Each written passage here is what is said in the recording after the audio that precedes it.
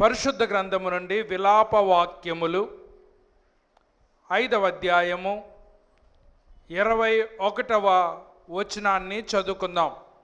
పరిశుద్ధ గ్రంథము నుండి విలాప వాక్యములు 5వ అధ్యాయము 21వ వచనాన్ని చదువుకుందాం.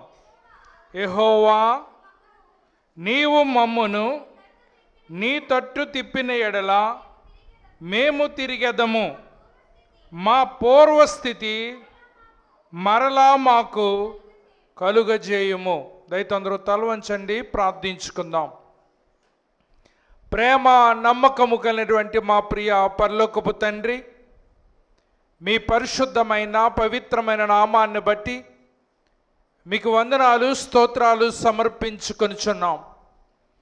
2024వ సంవత్సరాన్ని మా జీవితాలలో గతింపజేసి 2025వ సంవత్సరములో మొట్టమొదటి దినాన్ని మేమందరము కూడా మీ పాదాల యొద్ద గడిపేటువంటి భాగ్యాన్ని మాకు కలగజేసినటువంటి రీతిని బట్టి మిమ్మల్ని సన్నుతిస్తూ ఉన్నాం.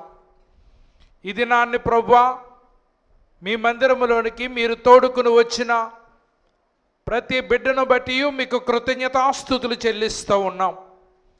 ఇంతవరకు పాటల ద్వారాను ఆరాధన ద్వారాను మీ నామానికి మహిమ తేవటానికి ప్రతి బిడ్డను కూడా మీరు సాధనముగా వాడుకున్నటువంటి రీతిని బట్టి మిమ్మల్ని సన్నుతిస్తూ ఉన్నాం. ఈ సమయంలో నీ దీనదాసునైనటువంటి నేను మీ వాక్యాన్ని చేతపుచ్చుకుని దానిని ప్రకటించాలని యోచిస్తూ ఉండగా మీ యొక్క సహాయమును మాకు అనుగ్రహింపజేసి మేలైనటువంటి విషయాలను మాకు అనుగ్రహింపజేసి నీ వాక్యపు వెలుగులో మేమందరము జీవించగలిగేటువంటి కృపను ప్రసాదింపజేసి మీ వాక్యం ద్వారా మీరు మాత్రమే మహిమ పొందమని ఈ ప్రార్థన మా ప్రభువారైనటువంటి యేసుక్రీస్తు వారి ఉన్నతమైన శ్రేష్టమైన నామమున అడిగి స్తుతించి బ్రతిమలాడి వేడుకొనుచున్నాము మా పరమ తండ్రి, ఆమేన్. ఇక్కడ కూడిన మీ అందరికీ, అదేవిధంగా దూరశ్రవణ యంత్రం ద్వారా ఈ మాటలు వినిచున్న ప్రతి ఒక్కరికి నూతన సంవత్సర శుభాకాంక్షలు తెలియజేస్తున్నాను. దేవుడు ఈ నూతన సంవత్సరములో ఆయువును, ఆరోగ్యాన్ని, ఆనందాన్ని, ఐశ్వర్యాన్ని, భక్తిని, విశ్వాసాన్ని అభివృద్ధిపరచాలనేటువంటిది నా ప్రార్థన, అభిలాష అయ్యున్నది. మనమందరము మునుపటి కంటే అధికమైనటువంటి దీవెనలు పొందుకుంటూ మునుపటి కంటే ఉత్తమమైనటువంటి రీతిలో ప్రభువులో ఎదగాలనేటువంటిది నా ఆకాంక్ష ఉన్నది. ప్రియులారా, ఈ దినాన్ని ఒక అద్భుతమైనటువంటి లేఖన భాగాన్ని విలాప వాక్యములు అనేటువంటి గ్రంథములో నుండి మనము చదువుకుని ఉన్నాం. ఈ గ్రంథములో నుండి మనము నేర్చుకోబోయేటువంటి అంశం ఏంటనగా నూతన పరుచుకునే సంతోషవత్సరం. నూతన పరచుకునే సంతోషవత్సరం అనేటువంటి అంశం మీద ఈ దినాన్ని మనము ధ్యానం చేసుకొని పోతున్నాం. 3 విషయాలను ఈ ఉదయకాలపు వేళలో మీ ఎదుట నేను ఉంచాలని ఆశపడతా ఉన్నాను. మొట్టమొదటిది, రిన్యూ అవర్ మైండ్స్, మన మనస్సులను నూతన పరుచుకొనుట. రెండవదిగా, రిన్యూ అవర్ స్ట్రెంగ్త్, మన బలమును నూతన పరుచుకొనుట. మూడవదిగా, రిన్యూ అవర్ స్టెడ్ఫాస్ట్నెస్, మన దృఢత్వాన్ని నూతన పరుచుకొనుట అనేటువంటిది మూడవదిగా మనం ఆలోచన చేయబోతున్నాం. ప్రియులారా, విలాప వాక్యములు అనేటువంటి ఈ పుస్తకాన్ని భక్తుడును ప్రవక్త అయినటువంటి ఇర్మియా వ్రాసాడు. ఏ సందర్భంలో రాశాడు అని అంటే, బబులోను సామ్రాజ్యాధినేత నెబుకద్నెజర్ యెరూషలేం మీదకును యూదా దేశం మీదకు దండెత్తి వచ్చాడు. అంతకుముందే వారు అస్సూరు సామ్రాజ్యాన్ని జయించారు, అదేవిధంగా ఐగుప్తు సామ్రాజ్యాన్ని జయించారు. తరువాత యూదా దేశాన్ని, యెరూషలేముని వారు స్వాధీనపరుచుకున్నారు. ప్రియులారా, ఇంచుమించు 17 నెలలు ఈ యొక్క యెరూషలేమును వాళ్ళ దిగ్బంధానికి గురి చేశారు, చుట్టుముట్టారు. ఎవరిని కూడా కదలనివ్వలేనటువంటి పరిస్థితి ఆ యొక్క యెరూషలేములో చోటు చేసుకుంది. అయితే ప్రియులారా, ఈ యొక్క నెబుకద్నెజర్ రాజు మరి ఈ యొక్క యెరూషలేములో ఉన్నటువంటి సొలొమోను కట్టినటువంటి దేవాలయాన్ని వాళ్ళు పాడు చేయటం జరిగింది. యెరూషలేములో ఉన్నటువంటి అనేకమైనటువంటి ఇల్లును కూలగొట్టడం జరిగింది. ప్రియులారా, ఇంతకుముందు ఎంతో అందంగా ఉన్నటువంటి ఇల్లు, ఇంతకుముందు ఎంతో అందంగా ఉన్నటువంటి మందిరము పాడైపోయినాయి.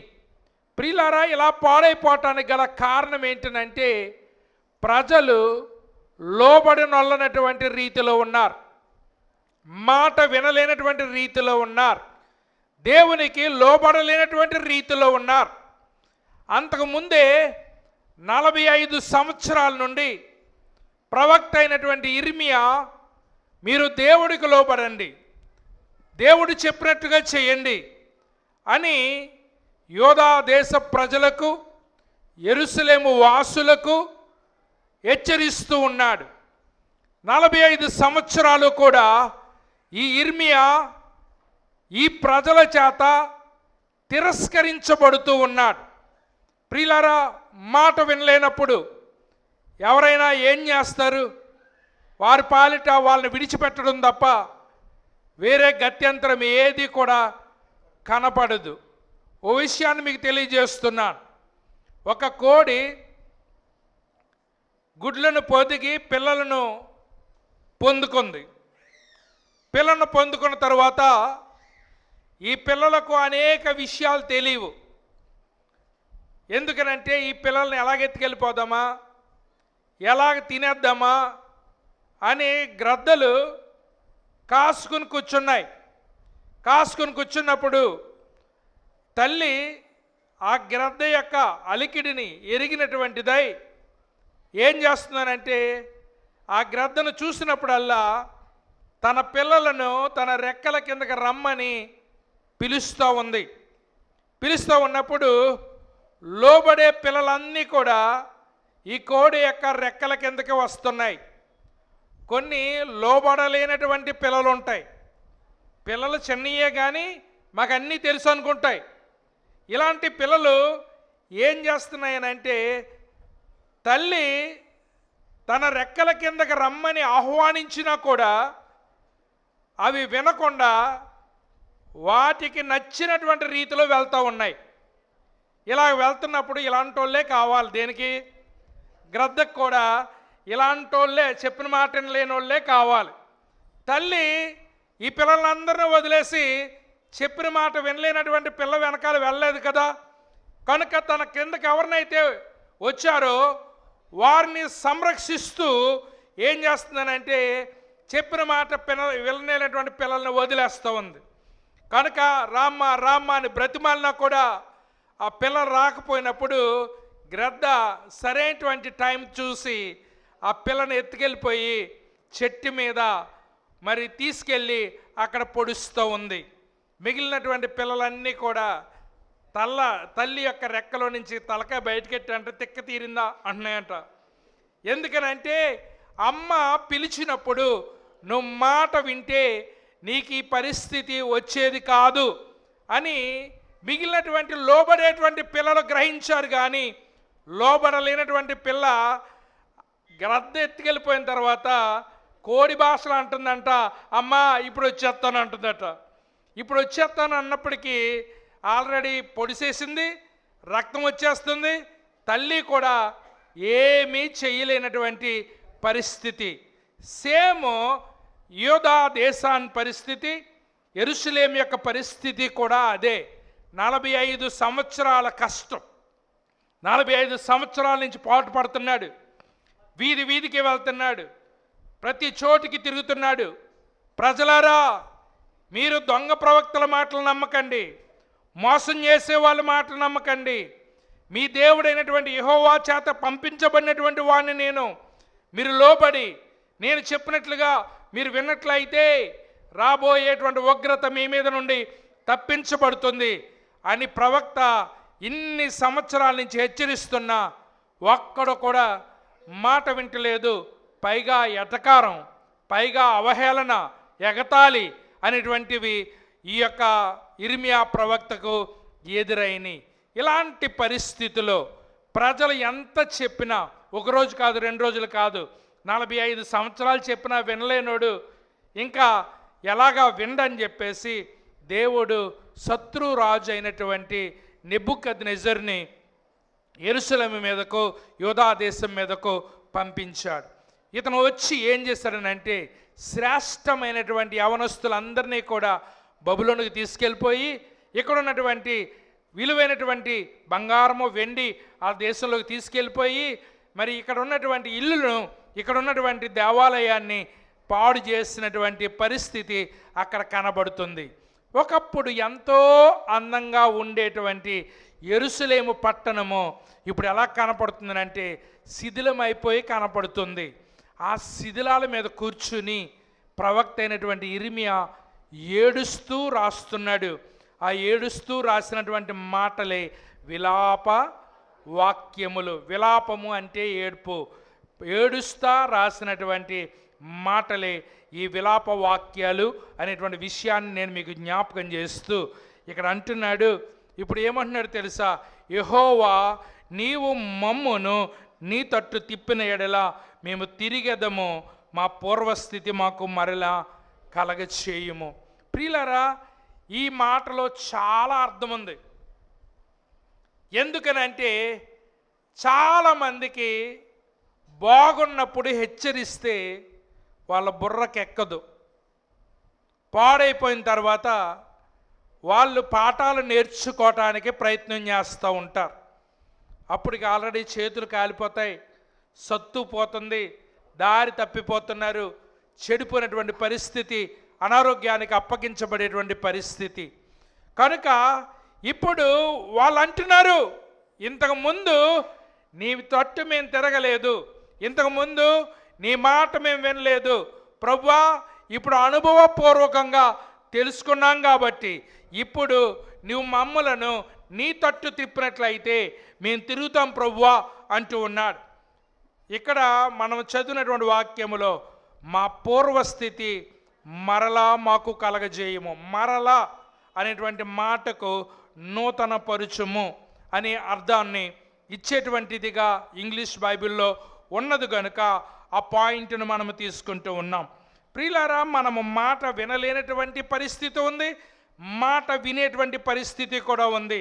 ప్రసంగి గ్రంథము 3వ అధ్యాయము 1వ వచనంలో చూసినట్లయితే ఎన్నో శతాబ్దాల కిందట మరి ఈ యొక్క భక్తుడైనటువంటి సొలొమోను చెప్తున్నాడు, ప్రతి దానికి సమయము కలదు, ఆకాశము క్రింద ఉన్న ప్రతి ప్రయత్నమునకు సమయము కలదు అని చెప్తూ ఉన్నాడు. నూతన సంవత్సరం వచ్చేసరికి మనమందరము కూడా నూతనమైనటువంటి తీర్మానముతో ముందుకు వస్తూ ఉన్నాం. ఈ రోజున ఎంతమంది తీర్మానం చేసుకుని ఉంటారు? రాత్రి ఎంతమంది తీర్మానం చేసుకుని ఉంటారు? ఈ కాడి నుంచి నేను తాకూడదు, నేను వ్యర్థంగా తిరగకూడదు, పనికిరాని పనులు చేయకూడదు అని ఎంతోమంది తీర్మానము చేసుకుని ఉంటారు. అయితే ఈ తీర్మానాలు ఎంతవరకు పనిచేస్తాయో తెలుసా? 100కి 15 మంది మాత్రమే తీర్మానాలను పాటిస్తారు. 85 మంది ఇక్కడి నుంచి వెళ్ళిపోయిన తర్వాత యథా రాజా తదా ప్రజ, వాళ్ళు నిర్ణయాలు తీసుకుంటారు కానీ మళ్ళీ మామూలుగానే బ్రతుకును వాళ్ళు బ్రతుకుతూ ఉంటారు. చూడండి, ఎన్ని క్యాలెండర్లు మారినా, ఎన్ని దినాలు మారినా మనము మారకపోతే దానివల్ల ఏ ప్రయోజనము కూడా ఉండదు అనేటువంటి విషయాన్ని నేను మీకు జ్ఞాపకం చేస్తూ ఉన్నాను. వీళ్ళు ఎవరిని అడుగుతున్నారు తెలుసా? ఇంతవరకు ఈ యొక్క ఇర్మియా ఎవరి పక్షాన్ని నుండి మాట్లాడాడు? ఎవరు చెబితే మాట్లాడాడు? ఎవరు పంపిస్తే మాట్లాడాడు? మీకు తెలుసా? ఇర్మియా దేవుడు అన్నాడు, నీ యొక్క పరిచర్య చాలా క్లిష్టమైనటువంటి పరిచర్య, అందుచేత నువ్వు పెళ్లి చేసుకోకు. నువ్వు పెళ్లి చేసుకుని రోజు ఏడుతూ ఉంటే నిన్ను చూసి నీ భార్య కూడా ఏడవాలి, మరి నీకు పుట్టినటువంటి బిడ్డలు కూడా ఏడవాలి. వాళ్ళకి ఏడుపు కలగకుండా ఉండాలని అంటే నీ వివాహాన్ని సైతము త్యజించి నీవు నా పరిచర్య చేయాలన్నప్పుడు యోధా ప్రజల కోసం తన జీవితాన్ని, తన సంతోషాన్ని త్యాగం చేసినటువంటి వాడు ఎవరో? ఇర్మియా ప్రవక్త. కానీ ఎంత ప్రయాసపడినా కష్టమంతా వృధా అయిపోయింది. కష్టమంతా కూడా నీటిలో గంగపాలైపోయినట్లుగా అయిపోయింది. దేశము నాశనం అయిపోయింది. దేన్నైతే కాపాడాలని ప్రయత్నం చేశాడో, దేన్నైతే రక్షించాలని ప్రయత్నం చేశాడో ఆ దేశం పాడైపోయింది. కానీ పాడైపోయిన తర్వాత ప్రజలకు అర్థమవుతుంది, అయ్యో మనము దేవుడి మాట వింటే ఎంతో బాగుండు, దేవుడి మాటకు లోబడితే బాగుండు, మన ఇల్లు పాడైపోయేవి కాదు, మన మందిరం పాడైపోయేది కాదు అని ఇప్పుడు వారిలో ఏమొస్తుందనంటే పశ్చాత్తాపం వస్తుంది. కానీ దేవుడు ఏం చెప్పాడో తెలుసా? బబులోను రాజు మిమ్మల్ని తీసుకెళ్ళిపోయిన తర్వాత 70 సంవత్సరాలు మీరు అక్కడే ఉంటారు. 70 సంవత్సరాలు అయితేనే కానీ మీరు వెనక్కి రారు. ఈ లోపల మీరు ఇల్లు కట్టించుకోండి, తోటలు నాటండి, మీ కొడుకులకి మీ కూతురికి పెళ్ళిళ్ళు చేసుకోండి.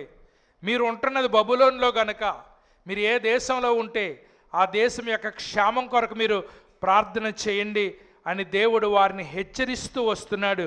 వీళ్ళంతా మొర్రపెట్టిన 70 సంవత్సరాలు అయితేనే కానీ మళ్ళా వెనక్కి రావటానికి వారికి అవకాశం లేదు.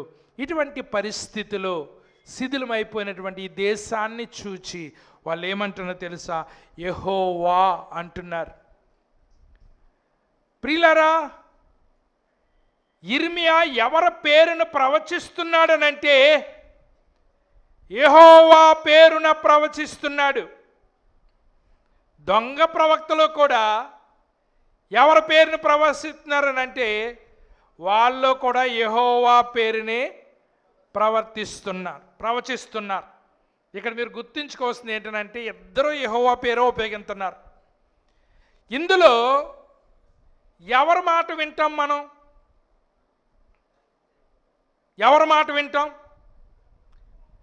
ఒక ప్రక్కన అబద్ధ ప్రవక్తలు యెహోవా పేరునే చెప్తున్నారు, నిజమైన ప్రవక్త కూడా యెహోవా పేరే చెప్తున్నారు. ఇందులో ఎవరిని నమ్ముతామనంటే ఎవరు సులువుగా మాట్లాడుతున్నారో, ఎవరు నొప్పి లేకుండా మాట్లాడుతున్నారో వాళ్ళ మాట మనం వింటాం. కానీ నొప్పి కలిగేలాగా మాట్లాడేటువంటి వారి మాటలు మనము వినం. మీరు నెబుకద్నెజరు రాజుకు లోబడిపోండి, నేను బబులోను రాజుకు నేను మిమ్మల్ని అప్పగిస్తున్నాను, అయినా మీరు మళ్ళా తిరిగి సమకూర్చబడతారు, నా మాటకు లోబడండి అనేమో ఇర్మియా చెప్తూ ఉంటే వీళ్ళు ఏం చెప్తున్నారనంటే అబద్ధ ప్రవక్తలు యెహోవా నామంలోనే వాళ్ళు చెప్తున్నారు, మన యెహోవా అన్యుల చేతికి మనల్ని అప్పగిస్తాడా? అప్పగించడు. మందిరం పాడైపోద్దా? పాడైపోదు. కనుక ఇలాంటి మెత్తగా ఉండేటువంటి మాటలు అబద్ధ ప్రవక్తలు చెప్తున్నారు, కఠినమైనటువంటి మాటలేమో నిజమైన ప్రవక్త చెప్తున్నాడు. మనం ఏది చూస్ చేసుకుంటాం? ఏది ఎంపిక చేసుకుంటాం చెప్పండి? ఎవరు మెత్తగా మాట్లాడితే వేశ్య పెదవుల్లో నుండి తేనె కారిపోద్దట. పిల్లలేమో కొరుగ్గా మాట్లాడతారు, వేశ్యలేమో తీగ మాట్లాడతారు, అక్కడే పడిపోతారు. అయితే తీగ మాట్లాడేది ఎలా ఉంటుంది అంటే బ్లేడ్తో కోసినట్టు ఉంటుంది, కోసినట్టు కూడా తెలదు. కటుగా మాట్లాడేది ఎలా ఉంటుందని అంటే కత్తితో కోస్తున్నట్టు ఉంటుంది అన్నమాట, కొంచెం కష్టంగా. ఇప్పుడు జనము ఎవరు ప్రక్కకు మగ్గు చూపించారనంటే నొప్పి లేకుండా మాట్లాడుతున్నటువంటి ప్రవక్తల వైపు మొగ్గు చూపించారు. మన పరిస్థితి కూడా యోధా ప్రజల లాంటి వాళ్ళమే, యెరూషలేము ప్రజల లాంటి వాళ్ళమే. అమ్మా, నీకు బాధ కలిగిందా? నీకు వ్యాధి కలిగిందా? నీకు కష్టం కలిగిందా? ప్రభు సన్నిధిలోనికి వచ్చి మోకరించి ప్రభు దగ్గర గోజాడమని చెప్తాడు నిజమైన సేవకుడు. నేను చెప్పేది అర్థమవుతుందండి? నిజమైన సేవకుడు ఏం చెప్తాడు? మోకాళ్ళకు పని చెప్పమ్మా, ప్రభు పాదాల దగ్గర గడిపమ్మా, ప్రభువును బ్రతిమాలుకోమ్మా అని నిజమైన సేవకుడు చెప్తాడు. అబద్ధ సేవకుడు ఏం చేస్తాడంటే, నువ్వేం చేయక్కలేదు, నేను ముట్టుకుంటాను, నేను టచ్ చేస్తే నీ రోగాలు పోతాయి, నేను టచ్ చేస్తే నీ సమస్యలు తీరిపోతాయి అని చెప్తాడు. ఎవడో? అబద్ధ బోధకుడు. ఎందుకంటే జనమందరూ ఎక్కడ పరిగెట్టిపోతారని అంటే, నొప్పి లేకుండా మెత్తగా మాట్లాడేటువంటి బోధించే వారి దగ్గరికి అంతమంది అక్కడ ఉండటానికి కారణం అది. అంతమంది అక్కడ ఉండటానికి కారణం ఏంటనంటే, నువ్వు మోకరించక్కర్లొద్దు, ప్రభు దగ్గర పోరాడక్కర్లొద్దు, నువ్వు దేవుని గోజాడక్కర్లొద్దు, నా దగ్గర అద్భుతాలు ఉన్నాయి, నేను టచ్ చేస్తే నీ కష్టాలు పోతాయి, నీ బాధలు పోతాయి, నీ సమస్యలు తీరిపోతాయి అని చెప్తాడు. జనమందరూ తండోపు కింద పోతాయి. ఇక్కడ ఏం చెప్తారు? ఎవరు మాట్లాడరేంటి? ఇక్కడ ఏం చెప్తారు? మోకరించు, ప్రభును బ్రతిమాలు, ప్రభు దగ్గర వేడుకో, కనిపెట్టు అని చెప్తూ ఉంటారు. కొంతమంది ఎర్రోళ్ళ తిరుగుతుంటారు, మరి పట్టించుకోకండి. అయితే ఈ బాధ కొంచెం కష్టంగానే ఉంటుంది. కష్టంగా ఉన్నా అది నిన్ను బాగు చేస్తుంది. దేవుని స్తోత్రం చెల్లిద్దాం. ఏం చేస్తుంది? నిన్ను బాగు చేస్తుంది, కానీ నిన్ను మోసం చేయదు. మీకు తెలియట్లేదా ఎవరు దేనికోసం మాట్లాడుతున్నారో? ఎవరు ఎలా మాట్లాడుతున్నారో నీకు అర్థం అవట్లేదా? ఇజ్రాయేలు చేసిన తప్పు ఏంటంటే, మెత్తగా మాట్లాడే వైపుకి వెళ్ళారు. వాళ్ళ మాటలన్నీ కొట్టివేయబడ్డాయి. ప్రవక్త అయినటువంటి ఇర్మియా చెప్పినటువంటి మాటలే ఖచ్చితంగా నెరవేరాయి. ఇప్పుడు వీళ్ళకి జ్ఞానోదయం కలిగింది. అయ్యో, ఇంతవరకు మేము అబద్ధ ప్రవక్తల మాట విన్నాము, నిజమైనటువంటి దేవుని సేవకుడి మాట మేము వినలేదు అని ఇప్పుడు అంటున్నారు. ఏమంటున్నా తెలుసా? మా అంతటా మేము తిరిగిపోయాం. ఎక్కడ మెత్తగా ఉంటుందో, ఎక్కడ దెబ్బ తగలదో, ఎక్కడ సున్నితంగా ఉంటుందో అక్కడికి మేము తిరిగిపోయాం. ఇప్పుడు ఏమంటున్నారు? యెహోవా మమ్ములను నీ తట్టు త్రిప్పిన ఎడల మేము తిరిగేదము. మీకు అర్థమైందండి? అక్కడికి వెళ్ళేటప్పుడు ఏమి ఎవరు తిప్పలేదు వీళ్ళని. మీకు అర్థమైందా? అక్కడికి వెళ్ళేటప్పుడు ఎవరు తిప్పలేదు, వీళ్ళే తిరిగిపోయారు.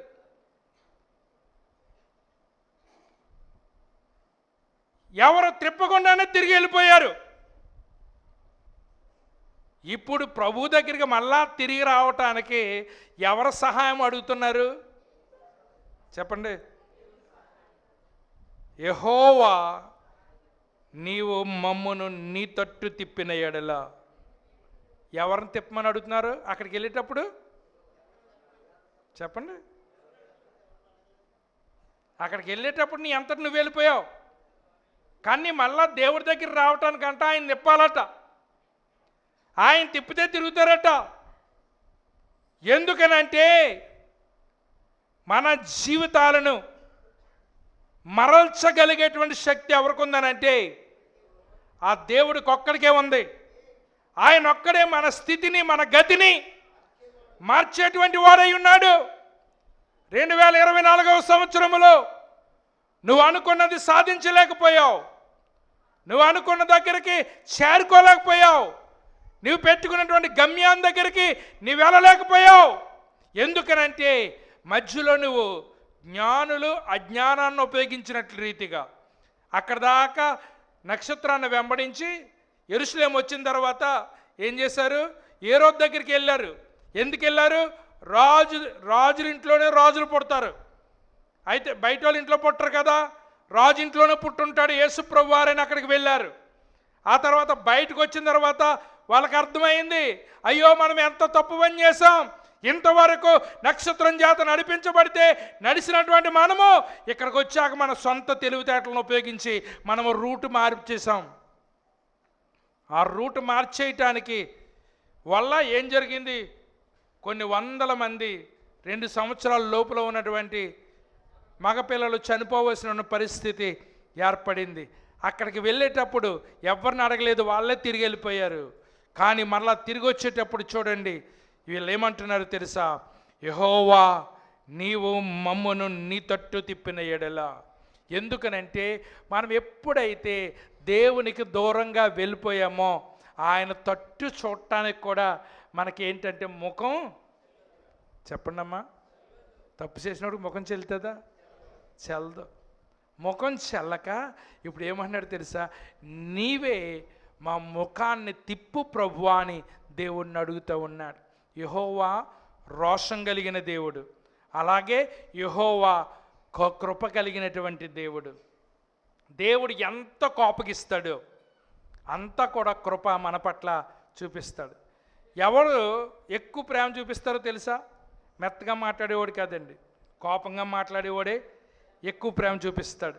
ఆ కోపం ఎంత ఉంటుందో ప్రేమ కూడా అంతే ఉంటుంది. మన దేవుడు రోషము కలిగినటువంటి దేవుడు. వీళ్ళందరూ కూడా తప్పుడు మాటలు విని ప్రక్కదారి వెళ్ళిపోయారు.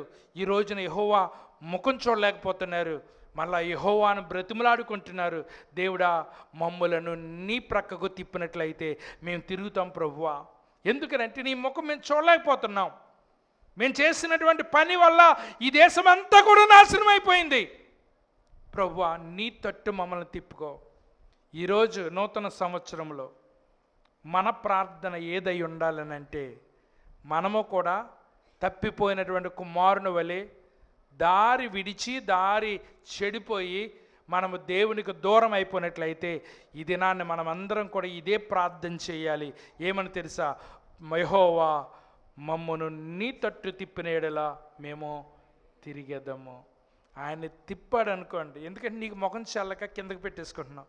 పర్లేదులే, సిగ్గుపడకలే, పర్లేదులే, భయపడకలే, నీ ముఖాన్ని తలెత్తుకో. ఎందుకంటే నా దగ్గరికి వచ్చేటువంటి వాడు తలెత్తుకుని బ్రతికేలాగా నేను చేస్తానంటున్నాడు. నమ్మిన వాళ్ళందరూ దేవుని స్తోత్రం చేయలేదు. ఒకవేళ పాపంలో పడిపోయావా, తప్పుడు త్రోవకు వెళ్ళిపోయి నువ్వు తలెత్తుకోలేనటువంటి పరిస్థితికి వెళ్ళిపోయావా, దేవుడు నిన్ను చీదరించేటువంటి వాడు కాదు. చూడండి, దేవుడు నమ్మినోడికే మంచి మనసు ఉన్నప్పుడు దేవుడికి ఎందుకు ఉండదు? యోసేపును తన అన్నలు అమ్మేశారు, గోతులో పడేశారు, అమ్మేశారు, దూరం చేసేశారు, చచ్చిపోయాడని అబద్ధం చెప్పారు తండ్రికి. తండ్రి కూడా చాలా కాలం నుంచి కొడుకు కోసం ఏడుస్తూ ఉన్నాడు. కరువు వచ్చినప్పుడు ఎవరినైతే అమ్మేశారో ఆయన దగ్గరికే వెళ్ళొచ్చారు. ఎవరో? యోసేపు యొక్క అన్నలందరూ కూడా యోసేపు దగ్గరికి వచ్చారు. ఇప్పుడు యోసేపు ఏం చేయాలి? ఇప్పుడు కసి తీర్చుకోవాలి, అవునా కదా? కసి తీర్చుకోవాలి. ఒరే, నన్ను ఒక్కనే చేసి మీరు నన్ను అమ్మేశారు, టైం నాకు కూడా వచ్చింది, ఇప్పుడు నేను కసి తీర్చుకుంటానని కసి తీర్చుకోవాలి. కసి తీర్చుకోలేదు సరికదా, ధాన్యం ఇచ్చేసి ఆ ధాన్యంలోనే వాళ్ళ డబ్బులు కూడా పెట్టేసి మూట కట్టేసి వాళ్ళకి ఇచ్చేసి ఏమంటున్నాడు తెలుసా? గుర్తెరిగిన తరువాత వీళ్ళందరూ భయపడిపోతున్నారు. అయ్యో వీడిని నమ్మేశాం, వీడు మన మీద కక్ష తీర్చుకుంటాడేమో అని అందరూ తలదించుకుంటే, ఈయన మీరు తలెత్తుకోండిరా, మీరు తలదించుకోక్కర్లేదు, ఎందుకంటే మిమ్మల్ని అందరినీ కాపాడటానికి దేవుడే నన్ను ముందుగా ఈ దేశమునకు పంపించాడు. ప్రియులారా, దేవుడు దగ్గరకి మనం ఏ తప్పు చేసి మనం పశ్చాత్తాపంతో తిరిగి వచ్చినట్లయితే ఏటెళ్ళ కాలమును తలంచుకుని బ్రతకవలసిన అవసరం లేదు. నీ తలను ఎత్తుకునేలాగా చేసేటువంటి దేవుడు ఆయన. అప్పులు పాలైపోయావా, తలెత్తుకోలేకపోతున్నావా? నీ తలెత్తుకునేలాగా చేసేటువంటి దేవుడు. అనారోగ్యానికి గురైపోయావా, తలెత్తుకోలేకపోతున్నావా? ఎంతో విర్రవీగి బ్రతికినటువంటి నీవు ఈ రోజున అనారోగ్యం కారణం చేత తలెత్తుకోలేనటువంటి పరిస్థితులు నువ్వు ఉన్నట్లయితే దేవుడు నిన్ను తల పైకెత్తుకునేలాగా చేయబోతున్నాడు ఈ సంవత్సరం. నమ్మిన వాళ్ళందరూ దేవుని స్తోత్రం చెప్పండి. హల్లెలూయా. ఇప్పుడు ఏం కావాలంటున్నారు? మా పూర్వస్థితి మాకు మరలా, చెప్పండి, మా పూర్వస్థితి మాకు మరలా కలుగు చేయము. ఇంతకుముందు నీ మైండ్ బాగానే ఉండేది, కానీ ఇప్పుడు నీ మైండ్ చెడిపోయింది. ఇప్పుడు ఈ మైండ్ ఏమవ్వాలి? మరలా నూతనపరచబడాలి. నీ మైండ్ నూతనపరచబడాలి. దేవుడు అంటున్నాడు, నీలో ఉన్నటువంటి రాతి హృదయాన్ని తీసేసి మాంసపు హృదయాన్ని నీ కలగజేస్తానంటున్నాడు. దేవుడు చెడిపోయినటువంటి నీ మనస్సును నూతనపరుస్తానంటున్నాడు. రోమీయులకు రాసిన పత్రిక 12వ అధ్యాయము 1-2 వచనాలు మనం చూస్తాం. కాబట్టి సహోదరులారా, పరిశుద్ధమును దేవునికి అనుకూలమునైన సజీవ యాగముగా మీ శరీరములను ఆయనకు సమర్పించుకొనుడని దేవుని వాత్సల్యమును బట్టి మిమ్మును బ్రతిమాలుకొనుచున్నాను. ఇట్టి సేవ మీకు యుక్తమైనది. మీరు ఈ లోక మర్యాదను అనుసరింపక ఉత్తమమును అనుకూలమును సంపూర్ణమునై ఉన్న దేవుని చిత్తమేదో పరీక్షించి తెలుసుకున్నట్లు మీ మనస్సు మారి నూతన మగుట వలన రూపాంతరము పొందండి. ఇప్పుడు ఏం మారాలి? నువ్వు నీ తట్టు మమ్మల్ని తిప్పినట్లయితే మేము నీ తట్టు తిరుగుతాం. నీవు మరలా మా పూర్వస్థితిని మాకు కలుగ చేయము. చిన్నప్పుడు ఒక సిగరెట్ కాల్చేవాడు కాదు, మందు తాగేవాడు కాదు. నువ్వెంతో మంచి బాలుడివి. పెద్ద ఎదిగిన తర్వాత జతలు ఎక్కువైపోయి నువ్వు అన్ని అలవాట్లు చేసుకున్నావు. ఇప్పుడు నువ్వు చేయవలసిన ప్రార్థన ఏంటంటే, ప్రభువా నా పూర్వస్థితిని నాకు మరలా కలుగ చేయము. ఎంతమంది ప్రార్థన చేస్తారు ఈ రోజున? చిన్నప్పుడు ఎంత కల్మషం లేకుండా ఉండేవాళ్ళమండి. ఇప్పుడు చూడండి, మనుషులందరిలో కూడా ఏం ఎక్కువైపోయింది? అసూయ, కల్మషము, చెడిపోయినటువంటి మనస్సులు ఎక్కువైపోయినాయి. స్వార్థం ఎక్కువైపోయింది. స్వార్థం లేనప్పుడు నువ్వు ఎంత బాగుండేవాడు. ఈ రోజున ఏమవుతుందంటే, నీ మనస్సును నువ్వు కలుషితం చేసేసుకున్నావు. ఎప్పుడైతే ఏమని రాయబడిందో తెలుసా? ఏమని ఉన్నదో తెలుసో? శక్తి, what your mind thinks so are you. నీ మనసు ఏం ఆలోచిస్తుందో అదే నువ్వట. నీ మనసు ఏం ఆలోచిస్తుందో అదే నువ్వు. నీ మనసు ఏం ఆలోచన చేస్తుంది? నా ప్రాణమా తినుము తాగుము సుఖించమనిపిస్తుందా? ఆలోచన చేయండి. నీ మైండ్లో నువ్వేమనుకుంటావో అదే నువ్వు. చూడండి, ఎవడో పోలీసుడు వచ్చాడు, సడన్గా చర్చిలోకి వచ్చాడు పోలీసుడు. నువ్వు అనుకుంటున్నావు నా కోసమే వచ్చాడు, ఎవరు అనుకుంటున్నారు? అలాగే చెమటలు పెట్టేస్తుంది సల్లు కూడా. నా కోసం వచ్చాడేమో, ఎందుకంటే నువ్వు ఏదో తప్పు చేసావు, దాన్ని బట్టి నా కోసం వచ్చాడు అన్నప్పుడు నీకు చెమటలు పెట్టేస్తే అందరికీ నేను సెలెడతానంటే. ఎందుకంటే నువ్వు మనసులో అనుకుంటున్నావు అతను నా కోసం వచ్చాడేమో అని. So what you think in your mind is you. నీ మనసులో నువ్వేమనుకుంటున్నావు అదే నువ్వు. ఏమైంది? చిన్నప్పుడు ఎంతో కల్మషం లేకుండా ఎంతో మంచిగా ఉండేటువంటి నీవు ఎవరో కలుషితం చేశారో, లేకపోతే నీకు నువ్వే కలుషితం చేసుకున్నావేమో. అప్పుడు లాగుంటే బాగున్న రోజులు, అప్పుడు లాగుంటే రోజు. ఒకప్పుడు మేము చదువుకుంటున్నప్పుడు మరి బెంగళూరు సమీపంలో కొంతమంది రెడ్లు స్నేహితులుగా ఉండేవారు నాకు. వాళ్ళు ఏం చేసేవారు అంటే, మాకు చదివి విసిగి వేసారిపోతే వాళ్ళు ఒకసారి మా పొలం దగ్గరికి వెళ్దాం రమ్మని తీసుకెళ్ళేవారు వెన్నెల రాత్రిలో. వాళ్ళు ఒక చెరుకు తోటలోకి వెళ్ళి ఒక చెరుకు మొక్క కొట్టుకుని వచ్చి ఒక్కొక్కడికి ఒక మొక్క ఇస్తే అది తింటే మాకు ఎంతో ఆనందంగా ఉండేది. ఈ రోజున చెరుకు రసం తాగిన ఆనందం ఉండలేదు. మన పళ్ళుతో మనం కొరికి, ఇప్పుడు కానీ కొంతమంది చెరుకు ముక్కలు తినమంటే సగం మంది పళ్ళు ఊడిపోతాయి. ఎందుకంటే పళ్ళు అంత స్ట్రాంగ్గా ఉన్నాయి. ఆ చెరుకు ముక్క ఆ రాత్రి కాల సమయంలో ఆ చెరుకు ముక్క నవ్వులతో తింటే మనసు ఎంతో హాయిగా ప్రశాంతంగా ఉండేది. ఈ రోజున మనకెన్నో కాస్ట్లీ వచ్చేసినాయి. కానీ ఏది కాస్ట్లీది వచ్చినా కూడా మన మనసుకి ఏం లేదని అంటే ప్రశాంతత లేదు. ఎందుకంటే అప్పుడు మన మైండ్లో ఆలోచనలు కొన్నే ఉండేవి. ఇప్పుడు మనకు మైండ్లో బోల్డని ఆలోచనలు వచ్చేసినాయి. అది చేసేయాలి, ఇది చేసేయాలి, తాపత్రయాలు ఎక్కువైపోయినాయి. ఈ తాపత్రయాలు ఎక్కువైపోతుంటేనే ఏమైపోయింది అంటే మన మైండ్ అంతా కూడా కలుషితం అయిపోయింది. ఈరోజు మన ప్రార్థన ఏంటంటే, దేవుడా మా పూర్వస్థితి మాకు మరలా కలుగ చేయము. ఆ ప్రశాంతత కోల్పోయాం, ఆ ఆనందాన్ని కోల్పోయాం, ఆ ఆరోగ్యాన్ని కోల్పోయాం. మేము ఏదైతే కోల్పోయామో ఆ కోల్పోయినటువంటి ఆ పూర్వపు స్థితి మాకు మరలా ఈ ప్రభువా. ఇంతకుముందు సందికాయల మీద పచ్చడి చేసుకుని తింటే ఎంత టేస్ట్గా ఉండేదండి సందికాయల మీద పచ్చడి. ఏమ్మా ఇవాళ గ్రైండర్లు వచ్చినాయి, దాంట్లో పోతున్నారు, తిప్పుతున్నారు, అసలు ఓ రుచి లేదు, పరిచి లేదు, టేస్ట్ లేదు. ఎంత రేటన్నా పెరిగిపోయినాయి ఈ మసాలాలు, ఎంత రేటన్నా పెరిగిపోయినాయి వస్తువులు. నువ్వెంత రేటెట్టు కొన్నా దాంట్లో టేస్ట్ అనేటువంటిది లేనే లేదు. మా చిన్నప్పుడు మా అమ్మ, నీకు చికెన్ కావాలా ఆవకాయ పచ్చడి కావాలని, నేను ఆవకాయ పచ్చడి కావాలని వాడిని.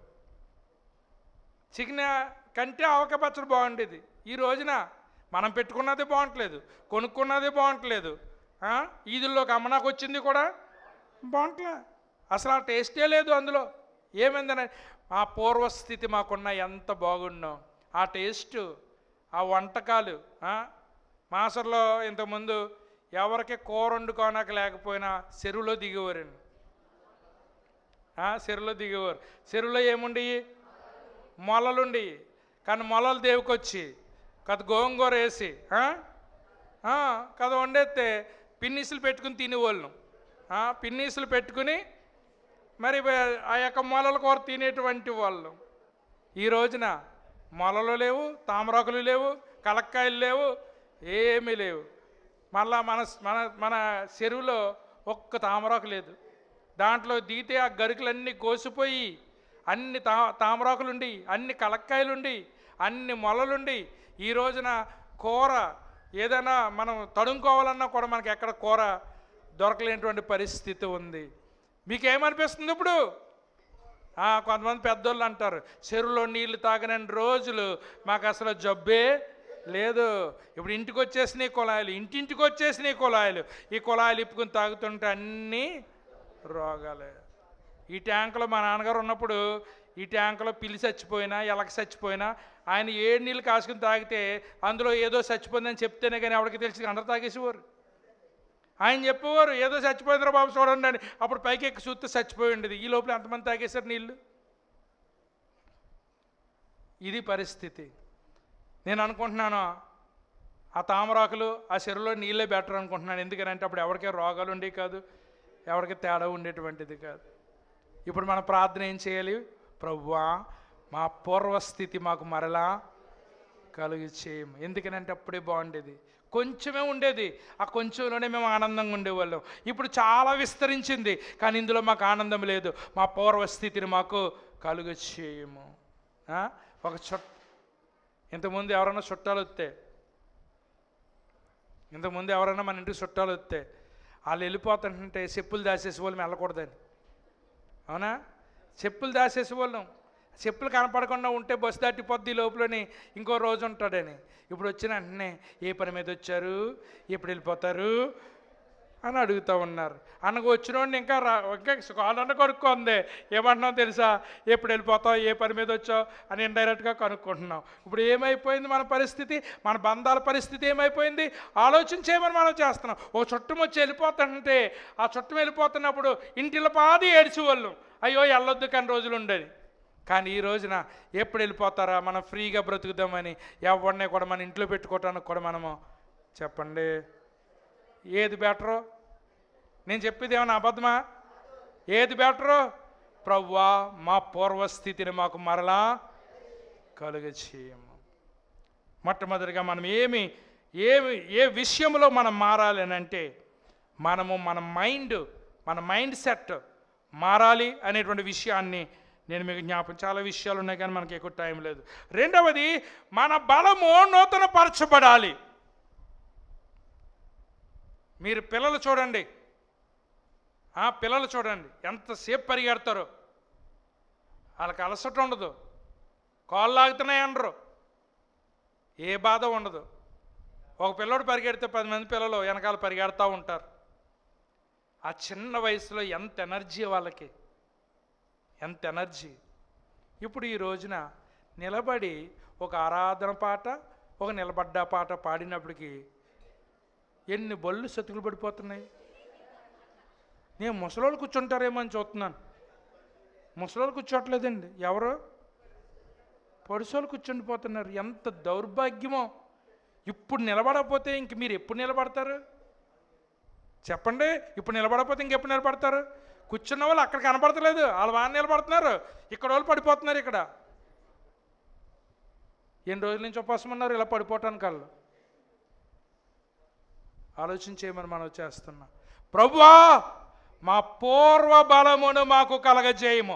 మొట్టమొదటిది ఏంటో తెలుసా? మా పూర్వపు మనస్సును మాకు దయచేయము.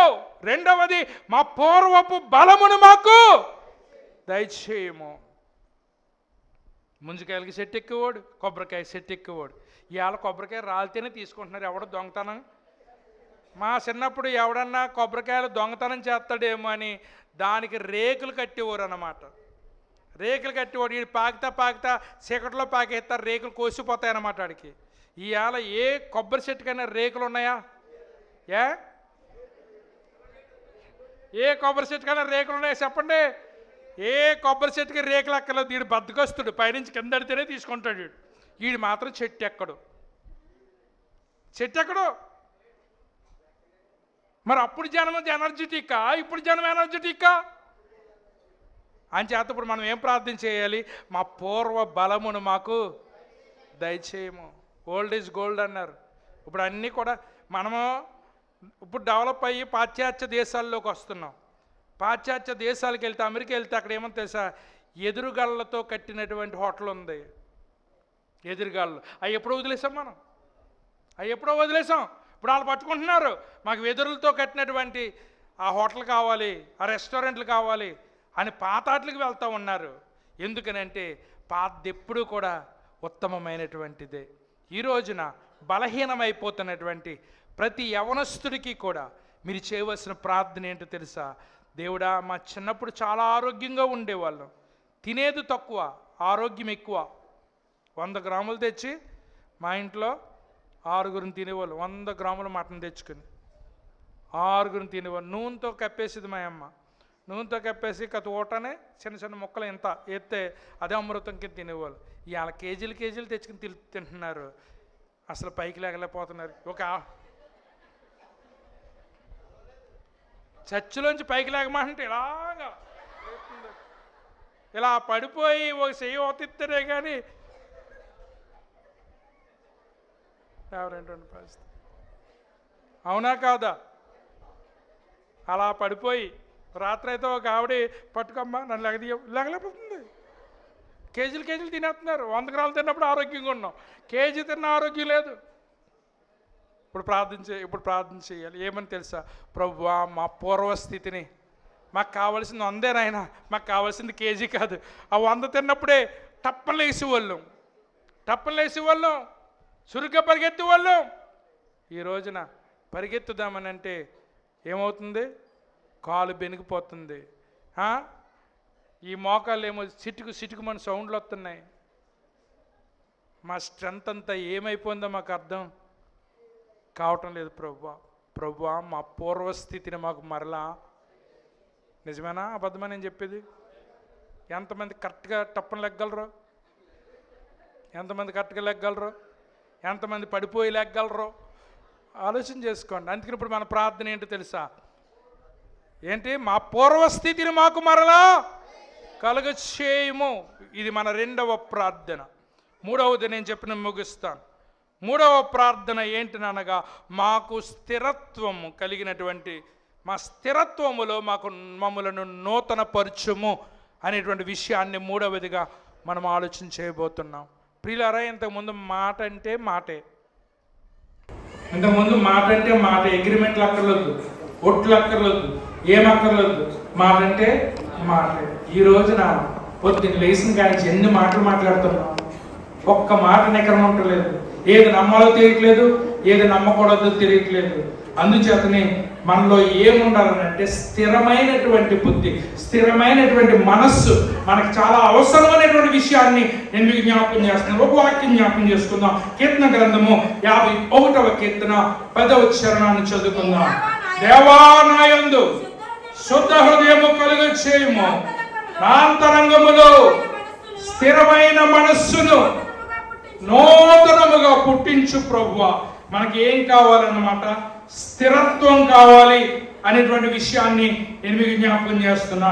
కొరింథీయులకు రాసిన మొదటి పత్రిక 15వ అధ్యాయము 58వ వచనంలో కూడా ఏం చెప్పబడుతుందంటే, సహోదరులారా మీ ప్రయాసము ప్రభువునందు వ్యర్థము కాదని ఎరిగి స్థిరులను కదలని వారును ప్రభువు కార్యాభివృద్ధి యందు ఎప్పటికీ ఆసక్తులై ఉండండి.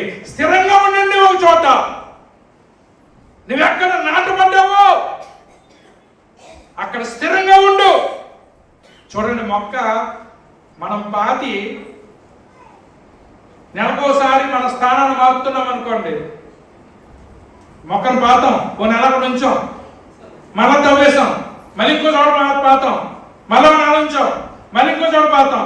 ఎన్నాళ్ళు చూసినా ఇది పువ్వులు పుయ్యదు, కాయలు కాయదు. ఎందుకంటే ఇది రోజుకో స్థలం మారుతుంది కాబట్టి. పుయ్యాలన్నా కాయాలన్నా అదేంటంటే ఒక్క చోట స్థిరంగా ఉండాలి, ఒక్క చోట వేరు పారినదై ఉండాలి. ఒక్క చోట ఎప్పుడైతే నిలకడగా ఉందో అది పువ్వులు పోస్తుంది, కాయలు కాస్తుంది. నువ్వు సంఘము, మాచర సంఘములో నువ్వు నాటబడ్డావు. నాటబడినటువంటి నీవు రోజుకో చోట తీసుకెళ్ళి నిన్ను నువ్వు పాతుకోకు, ఎవరి చేత కూడా పాతించుకోకు. ఇలాగైతే నువ్వు స్థలాలు మారుతావు తప్ప ఫలాలు మాత్రం కాయవు. అందుచేత నువ్వేం చేయాలి? నువ్వు స్థిరంగా ఉండాలి. స్థిరత్వము అని అంటే నమ్మకత్వము. స్థిరమున్న వాడే నమ్మకంగా ఉంటాడు, స్థిరం లేనివాడు నమ్మకంగా ఉంటాడు. అందుచేత ప్రభువా మా స్థిరత్వాన్ని నూతన పరుచు ప్రభువా అని ఈ 3 ప్రార్థనలు మనకు చేయాలి. మొట్టమొదటి ఆదిలో ప్రార్థన ఏంటి తెలుసా? యెహోవా నువ్వు మమ్మలను నీ తట్టు తిప్పము, మేము తిరుగుతాము. తిరిగిన తర్వాత నువ్వు చేయవలసింది ఏంటంటే మొట్టమొదటిగా ఏం చేయాలి? మా మనస్సులను నూతనపరచు. రెండవదిగా మా బలమును నూతనపరచు. మూడవదిగా మా స్థిరత్వాన్ని నూతనపరచు. ఈ రోజు తీర్మానం చేసుకుందాం, నేను ఎక్కడ నాటబడ్డానో అక్కడే ఉంటాను, ఫలిస్తాను, పోస్తాను, ప్రభు కార్యముల మీద ఆసక్తి కనపరుస్తాను, ప్రయోజనకరమైనటువంటి సాధనంగా నేను మార్చబడతాను. ఎన్నో అట్రాక్షన్లు వస్తాయి, ఎన్నో అట్రాక్షన్లు వచ్చినా నువ్వేం చేయాలంటే నువ్వు ఉన్న చోట నువ్వు నిలకడగా ఉండాలి. పట్టణంలో సేవ పెట్టుకుంటే డబ్బులు వస్తాయి, విస్తారమైనటువంటి సేవ చేయొచ్చు. కానీ మా తల్లిదండ్రుల యొక్క సమర్పణతో పల్లెటూరులో నాటపడ్డాం, కష్టమైన నష్టమైన ఇక్కడ నిలబడ్డాం, దేవుడు నిలబెట్టాడు. అందుకనే ఈ రోజున ఫలాలు మనము చూడగలుగుతున్నాం. ఈ 3 ప్రార్థన చేస్తారా? మొట్టమొదటిది నా మనస్సులను నూతనపరచు, రెండవది మా బలమును, మూడవది మా స్థిరత్వాన్ని నూతనపరచు. అని నూతన సంవత్సరంలో మనం ఇలాంటి ప్రార్థన చేసినప్పుడు దేవుడు మన పూర్వస్థితిని మళ్ళా మనకిస్తాడు. కోల్పోయిన ఆనందాన్ని, కోల్పోయిన ఆరోగ్యాన్ని, కోల్పోయిన సంతోషాన్ని మరలా దేవుడు మనకిస్తాడు. కనుక కోల్పోయినవన్నీ మరలా తిరిగి పొందుకుంటామనేటువంటి ఆసక్తితో మనం ప్రభు వైపు చూద్దాం. అతి కృప పరిశుద్ధాత్మ దేవుడు మనందరికీ కూడా అనుగ్రహించును గాక.